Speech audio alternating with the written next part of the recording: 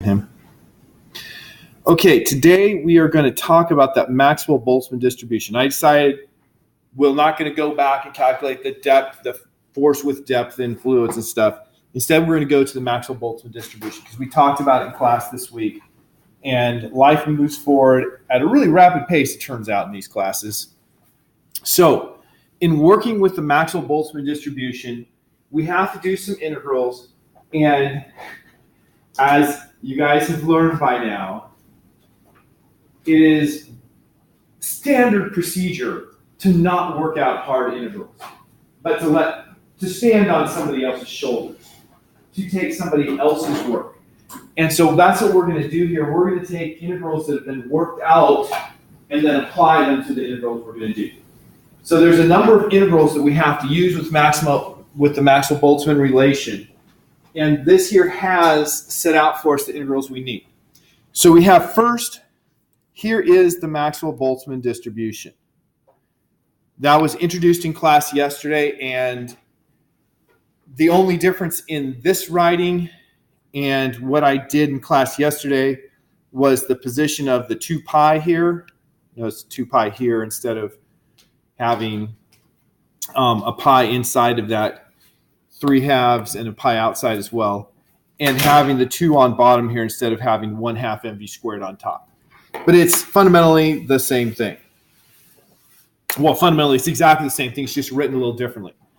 So the work we're going to do is going to start with this equation. Now, in terms of calculus, if you're integrating this with respect to v, notice you have v here, a v squared, and v here, v squared in the exponent. That makes life interesting. That's not easy calculus when you have v squared e to the v squared. So here are the worked out integrals that we need. First, all of our integrals are going to go from 0 to infinity. And so these are exact integrals, that no plus c's because we have limits. And our form is I sub n means the integral of x to the nth power e to the minus a x squared. So we'll need to determine what a is for our integral, and we'll need to determine what n is for our integral, and of course, whatever constant there is aside from that. So for each one, that's something we're going to have to work out. Now, the a is actually going to be simple because the a is always going to be, if you just look at this right here, v squared, let's move over to the side, it's e to the minus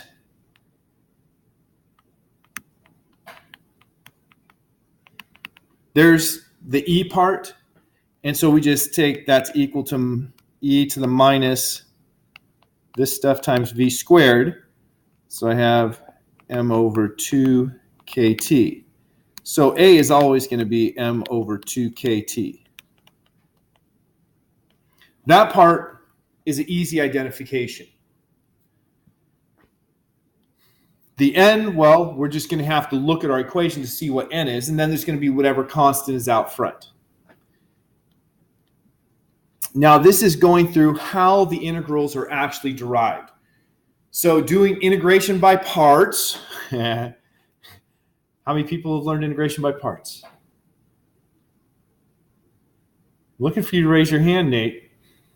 Only Kaylin had, well, you had it in the first assignment for this semester, probably never again, right? Probably, I don't even remember. Okay. Well, integration by parts is, the general formula for integration by parts is the integral of u dv is equal to uv minus integral of v du. That's the basic form. And so that's what was used here to find an iterative relationship that says I sub n is equal to n minus 1 over 2a times I sub n minus 2. So what this means is we are going to have a recursive relationship. We'll need to know the first two, I sub 0 and I sub 1. And once we have those, we can calculate all the rest with this recursive relationship. Yes? So will we be given the I sub n after it's integrated, or will we need to be able to do that? Because if so, I need to be learning. The things in the box you'll be given the sheet of paper for the Okay. test. Okay. I printed the sheet of paper and forgot to go grab it. I'll pick on Nathan. Will you run down to the copy room on this floor and grab the 4 pieces of paper and bring them back so everyone has a copy of this? Thank you.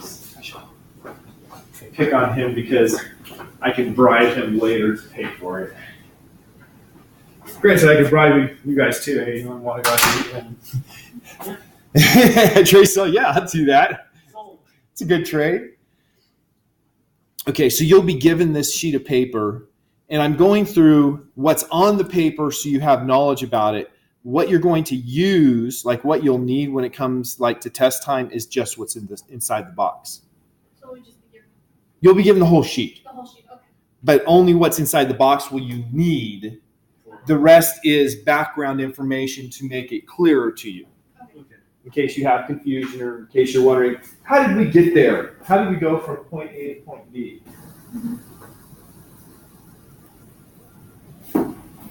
It's a CS local. CS Lisbon, I suppose it's probably okay.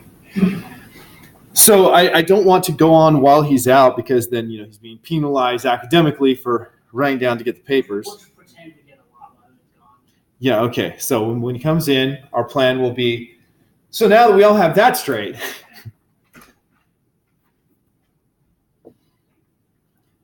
So did everyone understand that? All right, so moving on then.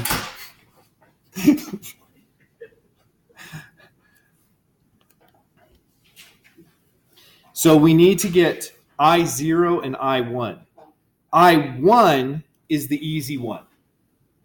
It's the easy one because let u equal ax squared, then du is equal to 2ax dx. And so this integral becomes, well, let's just substitute dx is equal to du over 2ax.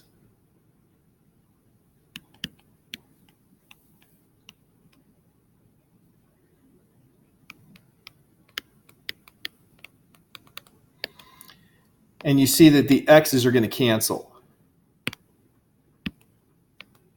The x's can't. That looks like I just, let me put a horizontal slash through the things that cancel. It's 1 over 2a integral of e to the minus u du. And e to the minus u du, what's the integral of e to the minus u du? I don't know.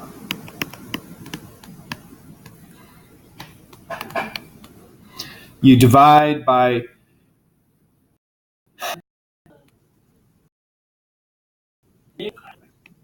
that's right. You divide by minus 1.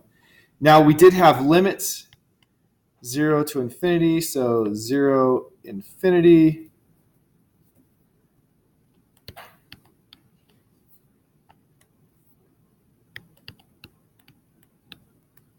So I brought the minus out of e to the minus infinity minus e to the 0. What is e to the minus infinity? What's anything to the minus infinity?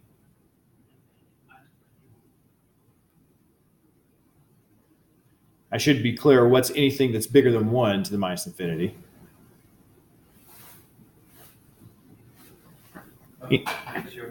Yeah, anything that's bigger than 1 to the minus infinity is 0. So that goes to 0. What's e to the 0? 1. So I have minus and minus makes plus 1 over 2a. So that was an easy integral. That's one that we could do without anything special. Yay! Then we have to do I0, right? We started with the easy one. I0 is a little trickier. In fact, to say I0 is a little trickier is Yeah, an understatement. Here's the integral that we're trying to find. And then the solution says, let's multiply this by another integral. It's the same integral, just changing the variable of integration. So in other words, this is going to be I0 squared because I have I0 times I0.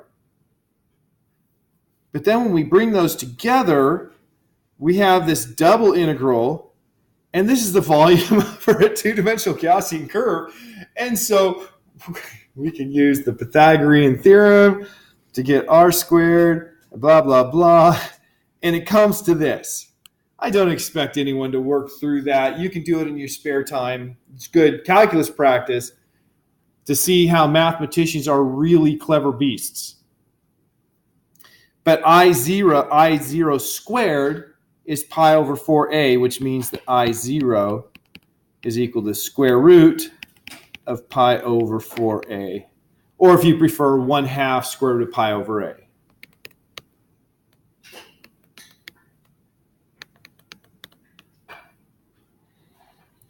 So there we have I0 and I1 in our recursive relation that I sub n is equal to n minus 1 over 2a, I sub n minus 2. I think you, well, though, when you finished it, I think you just put it over A. Yes, that's correct. Let me write it bigger. Oh, yeah, because of the one that's Right. There, I wrote it really big. That makes it clearer, right? Yeah. All right, so what's important? What's important is what's in the box. If you have an integral of this form,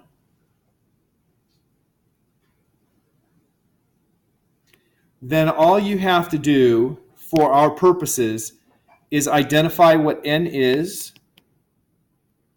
and identify what a is, which, as we said, will always be, and I don't remember it, m over 2kt for Maxwell-Boltzmann calculations. And then you use those three formulas. So you guys all have that piece of paper. There were actually 5 of them I printed, weren't there, Nate? Or was it only 4? 4. Okay. I tried to print them on my office computer and it just sat there, so I printed them on the other one. I guess I only did 4 the second time. Did you have a question, Michael? Oh, no. No, okay. So you guys have that, so I'm going to rely on you when we need to do integrals. Everybody down with that? Yes, I'm down with that. Thank you. So here's the Maxwell-Boltzmann distribution once again. Make sure that we understand why we're doing this. What is the significance of this Maxwell-Boltzmann distribution? What does it mean?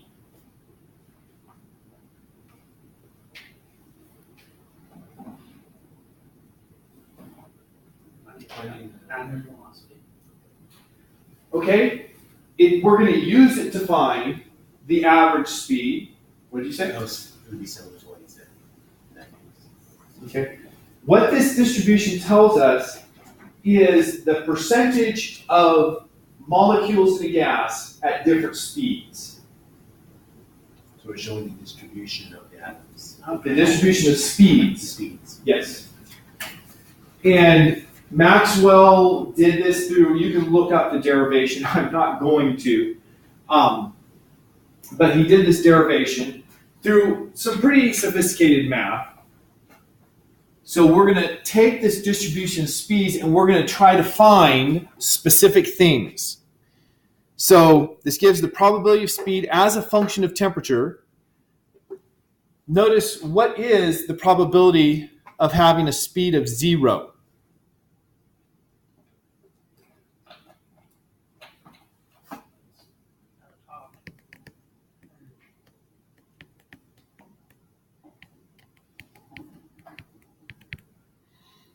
What's the limit as speed approaches 0?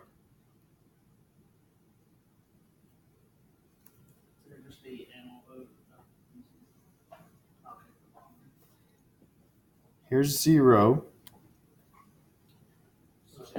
0. It's approaching 0. Right? We can look at the function and determine that by looking at the function. We have v squared times e to the minus v squared times something. Well, e to the minus v squared times something is approaching 0, we said. Or excuse me, as v approaches 0, what is e to the 0? Say that again. That's V approaches. As v approaches 0, what is e to the 0? 1. 1. And as v approaches 0, what is v squared approaching? 0. So we're approaching 0 times 1, so it's approaching 0. Right? We can do that calculation real quick and easy. What about the limit as speed is approaching infinity?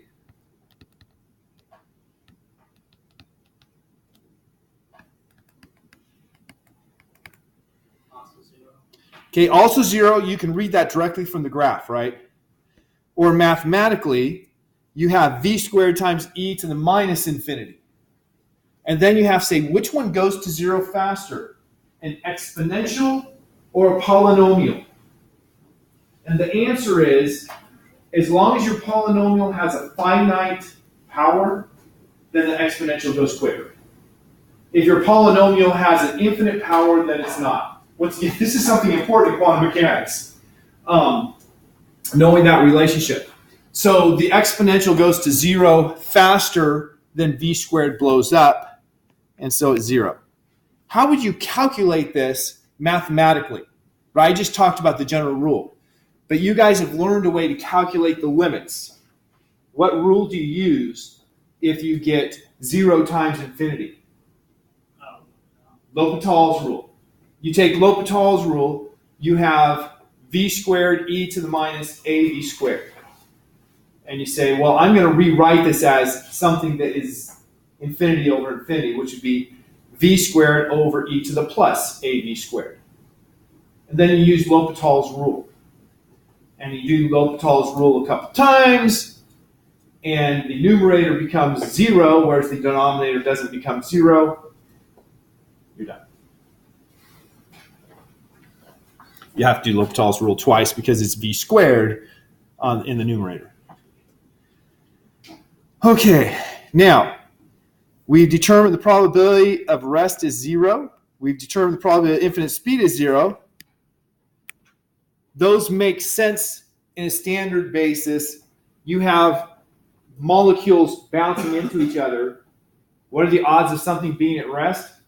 Approaching 0, because something's going to hit it and then it's not going to be at rest if it was at rest. Probability of approaching infinite speed? 0, because that would require infinite energy, which you don't have. Okay, now we need to find the most likely speed, the average speed, the RMS speed. But before we do that, we'll find the sum of probabilities. Why would we find the sum of the probabilities? Why do you think this would be important? For averaging. Want to give us the most, want to help us in finding the most likely speed. The It's- most likely speed is a probability. It's not exactly either one of those.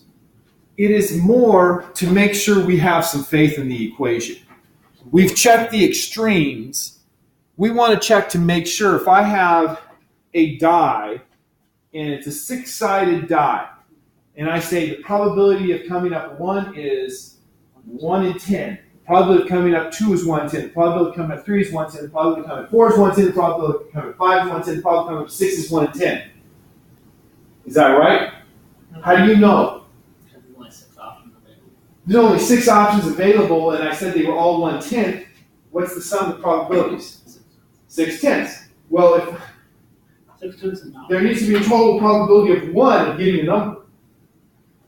And so I know there's a problem. Now, if I said it's 1 in 10, 1 in 10, 1 in 10, 1 in 10, 1 in 10, and 5 in 10, I've weighted my die, so this side here is heavier than the others. Actually, it'd be more like, 1 in 100, 1 in 10, 1 in 10, 1 in 10.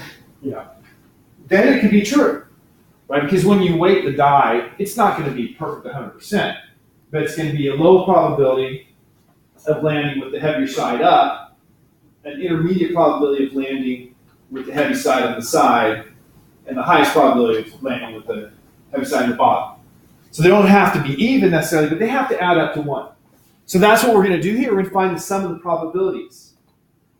Now, with my example with the die, we would just add up the probability for 1 plus probability 2 plus probability 3 plus, and so on.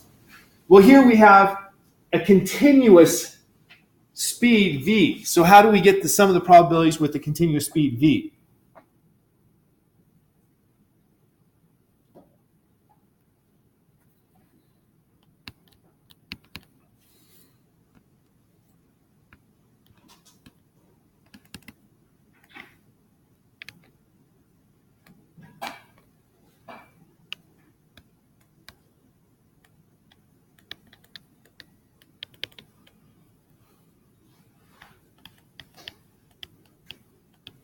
Okay, the probability of being between speed v and v plus dv is f of v d, or f is a function of v dv. That's, by the way, an important definition. It's a probability density by definition. F of v is the probability per width dv, and so f of v dv gives you the probability of being in that range. How do we add all of those probabilities up?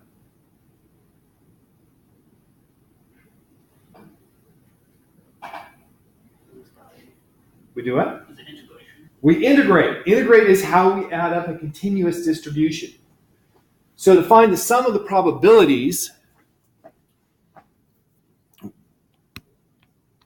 sum of probabilities, not SAM,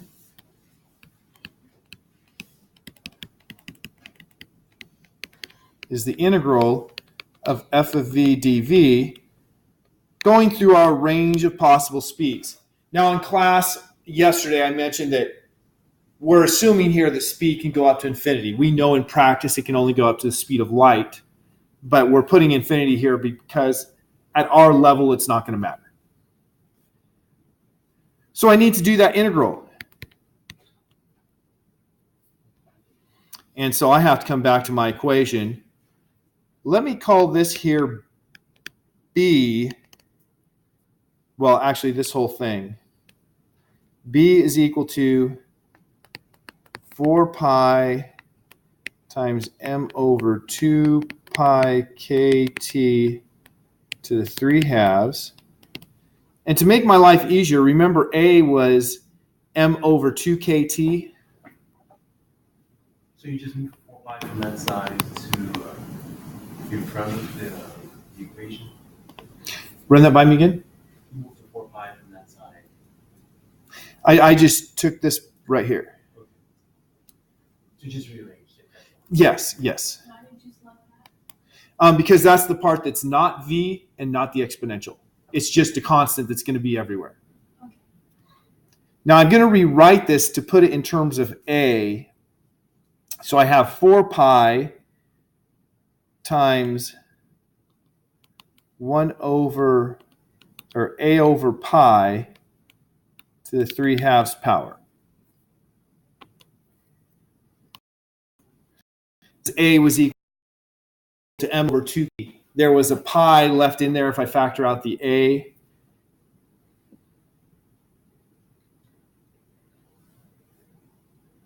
That's an A over pi. Yes. I'm going to zoom in so I can write prettier.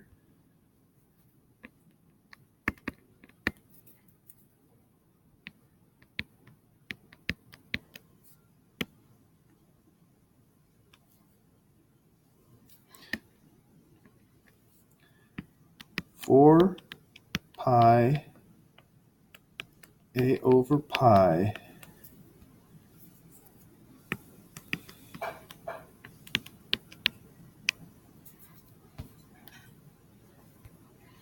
so that means that I can write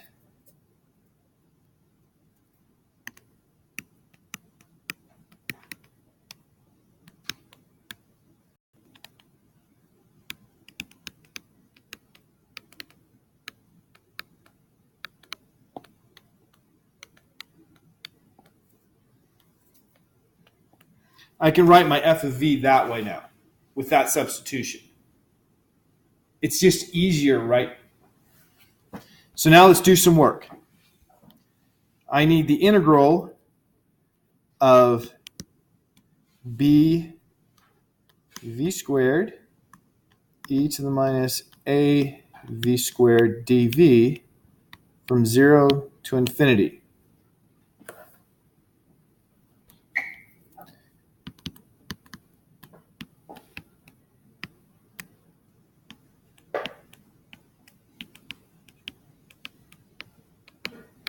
Why did I write it?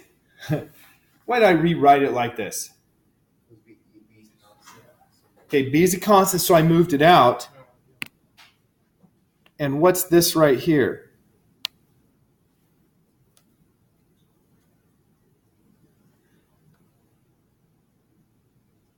Look at your paper.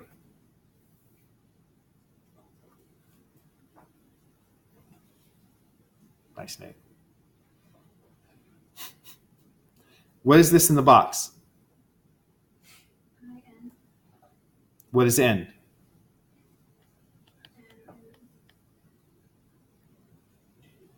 2, because n is the exponent that I just put in a box. So this is I subscript 2. And so then I look at my form, which is not on this page. I look at my form, and you're all looking at yours because you have it. And we have I sub 2. Well, we had I0 and I1 predefined. So how do I find I with the subscript 2?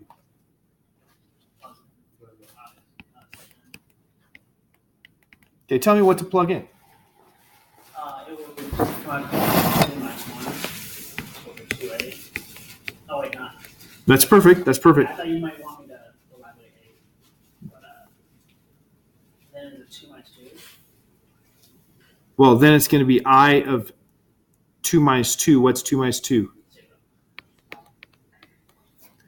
And so Oh, yeah, and then it's 1. that's going to be 2 minus 1 is 1 over 2. So 1 over 2a. And then I0 was 1 over 2 square root of pi over a.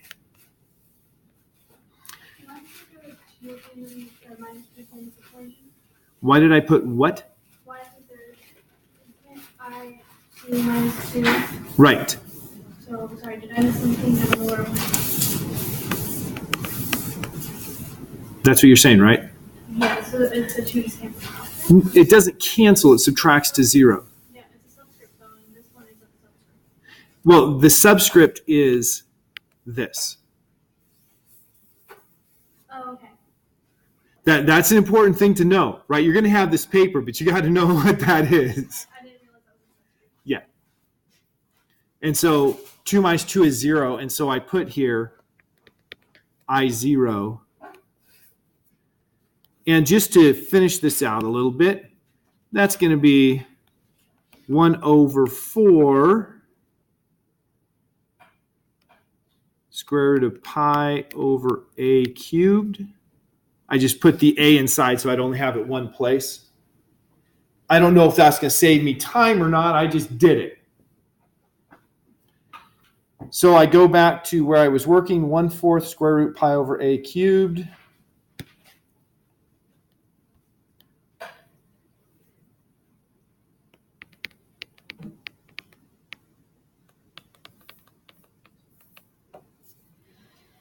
And so I have the sum of the probabilities is equal to B. Well, remember B, where did I put B?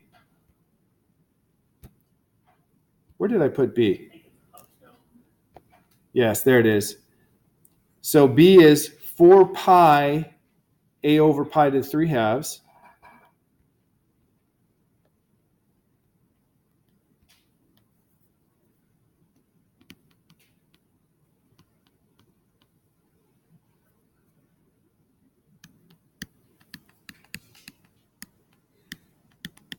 It was a over pi, right? So there's B times I2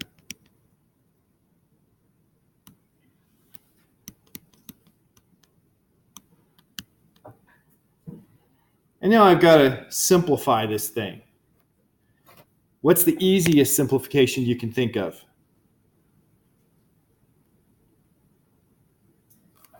Easy first. I can give it the 1 4. I can 4 divided by 4 is 1. Okay, then if we look at the pi's, go ahead.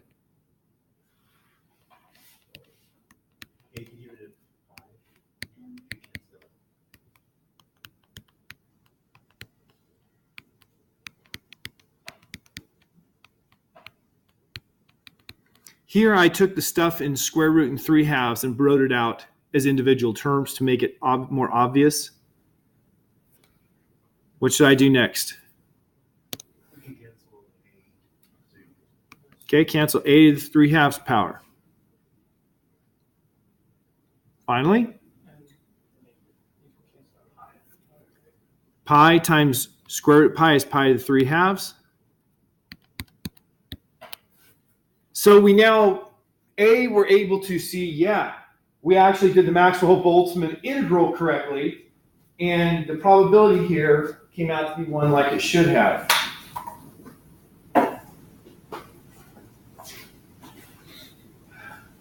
Any questions about that calculation? Everybody's clear on why we did it? Can you go over it again? The why? Yes.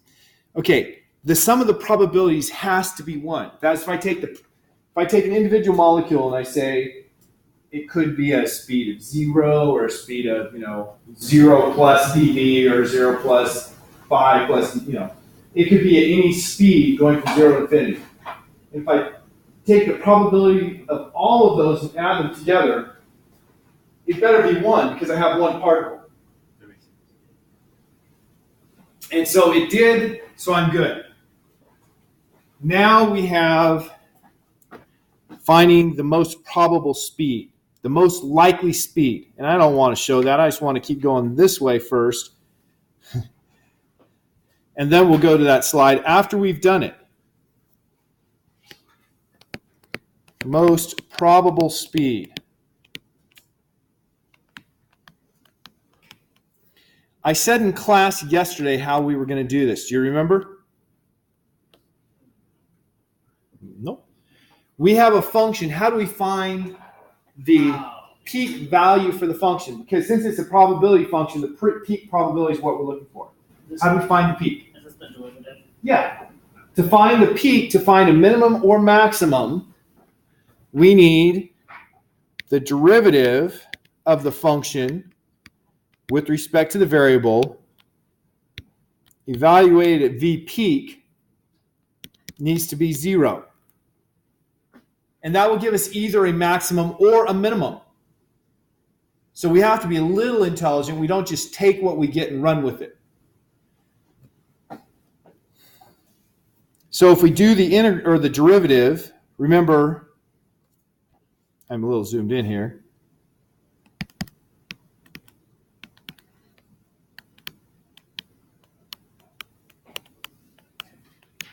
There's f.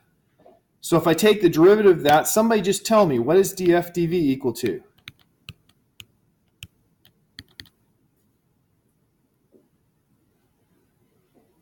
What's the first thing you realize you have to do?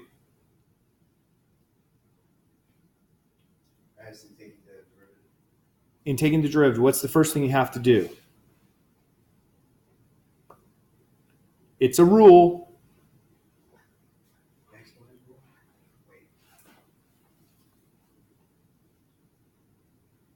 I think you're asking the question in an odd way. I don't think so. To take the derivative of this, what's the first thing you need to do? You need to use something rule. What's that rule?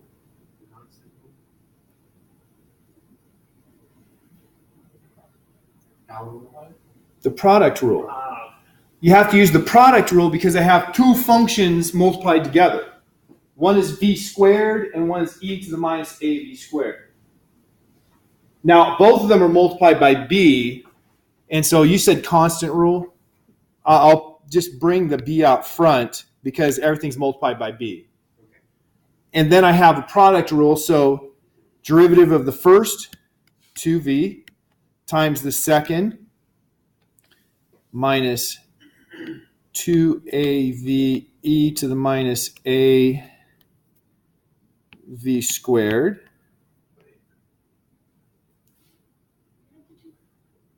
The derivative of AV squared. You bring down the derivative of the exponent. And so the derivative of minus AV squared is minus 2AV. Isn't it times just Oh, derivative? it's good to have somebody to keep me square. You are correct. I was getting ahead of myself. I need that over here.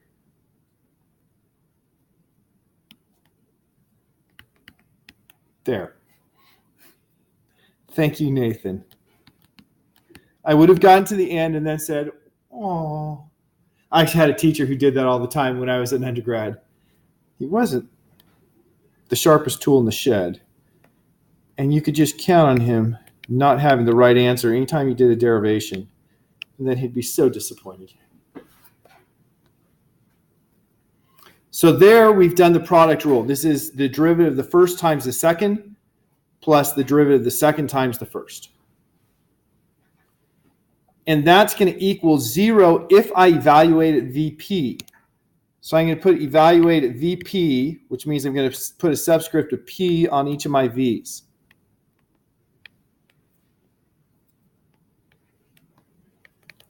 And that's equal to 0. So notice in red I have the derivative. And then in blue I have evaluating it at VP. So it's equal to 0.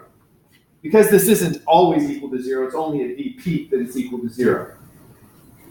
Hence, we use the colors to make it clear where I separated the process. So let's take this and simplify it. First, I have B times everything equals 0.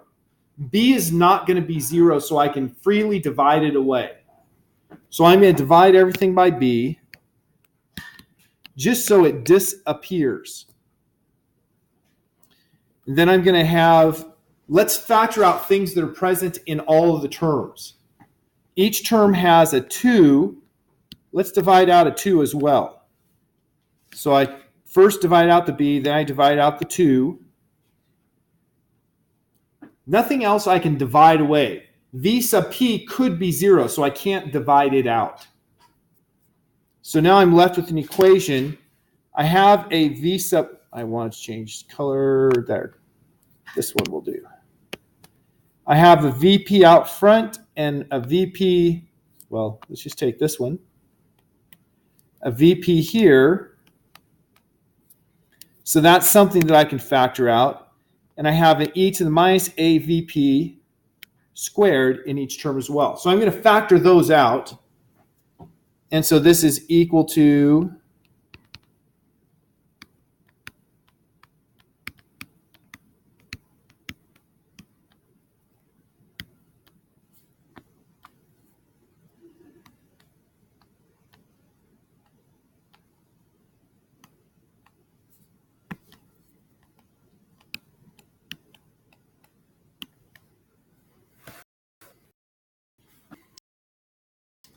how many solutions to this equation?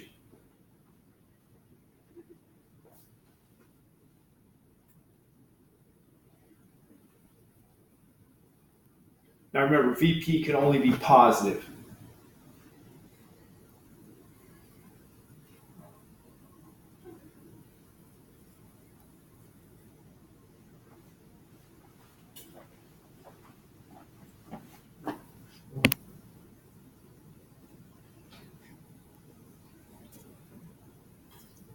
No answer? What's A is, we have it defined elsewhere. We'll need to find it before we're done here. But it's something, it's M over 2KT is what A is. 0.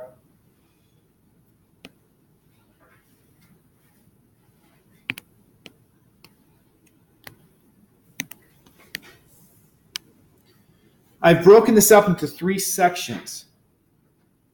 Each of those sections is multiplied by the others. If any one of those is 0, the whole thing is 0, provided it's a function that is well behaved. That is a function that doesn't go to infinity. And of course, it doesn't go to infinity. So if any one of those things is 0, the whole thing is 0. So I have how many solutions?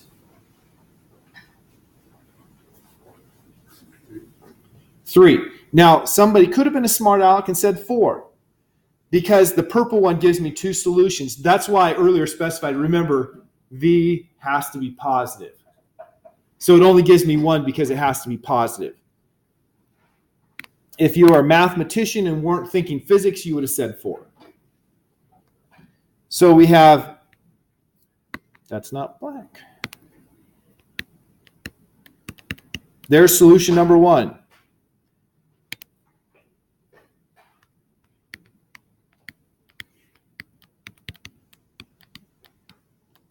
What value for VP would make e to the minus a VP squared equal to 0? Infinity. And of course, once again, the smart aleck would have said plus or minus infinity, or the mathematician who's not thinking would have said plus or minus infinity. But the physicist says these have to be positive, so it's just one solution there, infinity. And then we have the last one.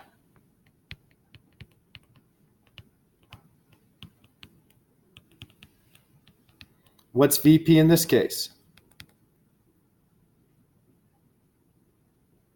It has a minus sign. It's what?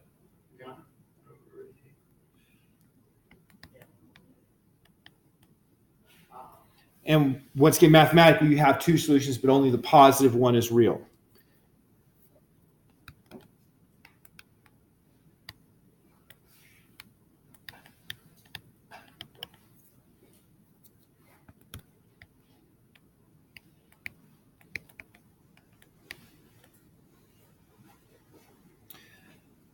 Alrighty then. We have 3 answers. Which one is a maximum? Yeah. It's not infinity. We already established, and I'm showing you why here. We already established that as V approaches 0, that's 0. And as V approaches infinity, that's 0. We've already established, actually, that those were minima, because probability can't be less than 0. So the first 2 that we found were minima, and this one here is the maximum. Minima, plural, maximum, singular.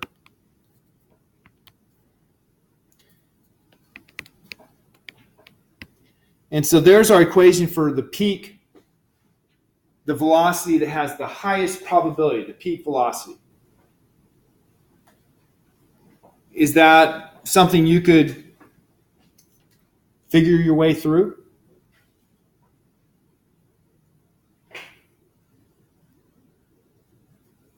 Uh-oh. Okay, remember your basic. As far as this class is concerned, basic calculus. You find a maximum or minimum by finding a place where the slope is 0. That is, the derivative is 0. So since I asked to find the peak probability, So you have to take a derivative. we had to take the derivative and set it equal to 0, and then we just solve for what the variable is to make that true. So that was our process. Now we have a few more tasks. That was finding the most probable speed. So we found the most likely speed. Now we want to find the average speed. So here is, in shorthand, the work to find the most probable speed. It's not the... Actually, no, it's not the work. I thought it was the work. That's why I didn't start with this. I didn't want to have the answer in front of you. So we found the most probable speed was equal to square root of 2 kt over m. So now we want to find, well, we've already done the total probability. We found this was equal to 1. I put those in the wrong order. Now we want to find the average speed. What's different between find the average speed and find the sum of the probabilities? Find the average speed. We had 3 scores in the test, 100%, 95%, and 90%. And 3 people got 95%, 8 people got, 3 people got 90, 8 people got 95%, and 5 people, I don't know, 5 people got 100%. How would I find the average? So 3, 8, and 5. How would I do it? Average of each divide all. I want to find the average for my class. Divide by how many? Okay, I add up the scores and divide by the total number of takers. But instead of saying 90 plus 90 plus 90, I would just say 3 times 90. And then in the end, I have to divide by the total number of test takers, which was 3 plus 8 plus 5, which is 16. And so I would be multiplying the 90 by 3 divided by 16. 3 over 16 is the probability of that score. So I'm going to take the probability of each score times the score and just add them up. I don't have to divide now because I've already divided when I found the probability. I divided by the total number when I found the probability. So that's what we're going to do here. We have the probability, and we multiply that by the speed, and then we add them all up. How do we add them all up when we have a continuous distribution? Integration. So what I need to do is the average speed, and remember I said in class yesterday, the greater than less than is our way of writing average, is equal to the integral of v f of v dv from 0 to infinity, which is going to be equal to the integral from 0 to infinity of b v cubed e to the minus av squared dv.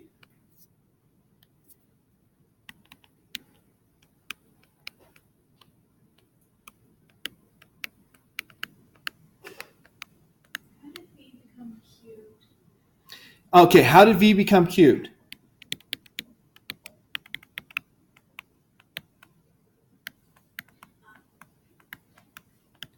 The f of v had a v squared in it. So when I had v times f of v, v times v squared gave me v cubed. I know you understood already, but I wanted to finish the thought rather than leave it hanging. So I've written this in the provocative form. What is this right here? Provocative means thought-provoking. What is that in the box?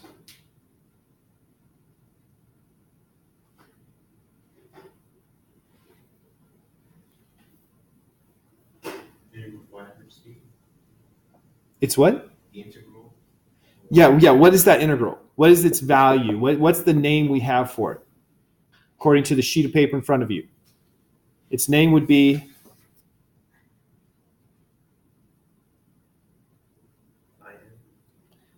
Okay, it's I, what is n?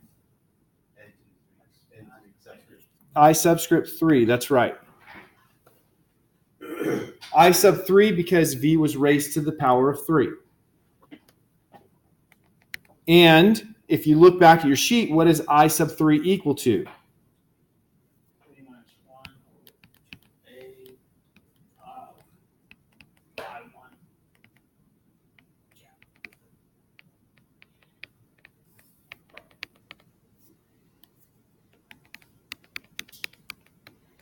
And on your sheet, you have I1. What's I1 equal to? 1 over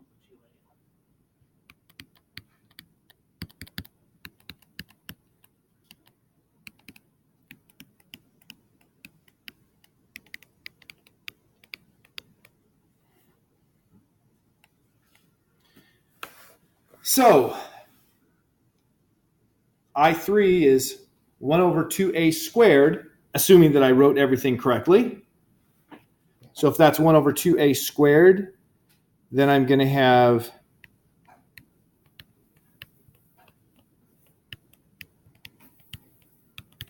and then I'm going to put in what b is, and b is 4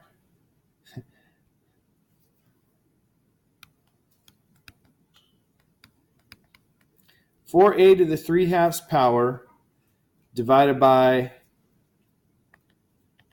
pi to the 1/2 power. That's B.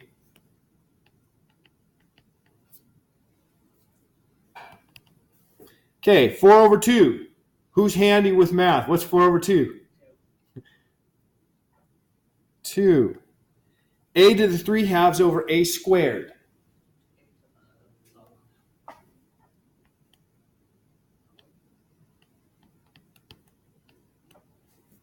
To minus 1/2 because. Okay, so my average speed is 2 over square root pi a. I'm going to bring it all into the square root. 4 over pi a. Now I'm going to put in my a. 4 over pi m over kt.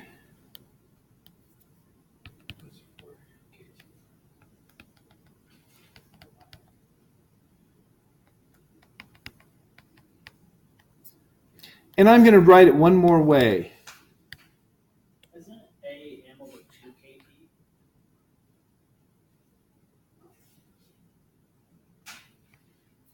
Yeah.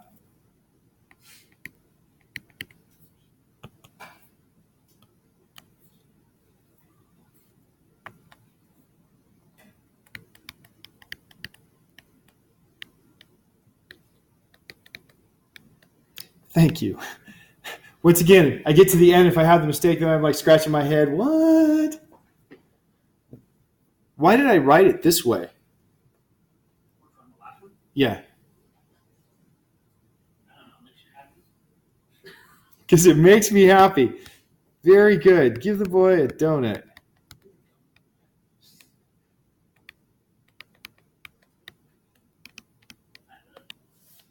That was the most probable speed. So it's square root. One of these is a 4. The other one's a pi. Square root of 4 over pi times the most probable speed. That's where in class I said is this percentage bigger. Well, now you can see why. Now we've run out of time, so I can't do the last calculation.